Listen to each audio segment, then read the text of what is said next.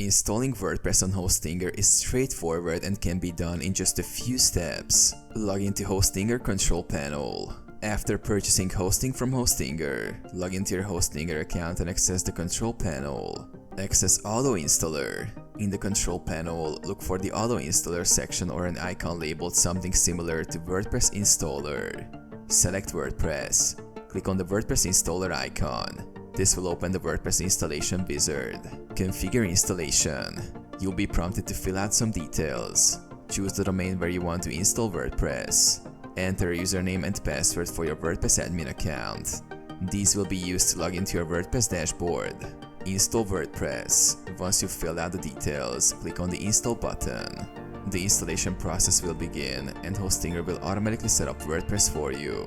Access your WordPress dashboard. After installation completes, you will receive a confirmation message with a link to your WordPress dashboard. Log in and customize. Use the login credentials you set during installation to access your WordPress dashboard. From here, you can start customizing your site, installing themes and plugins, and creating content.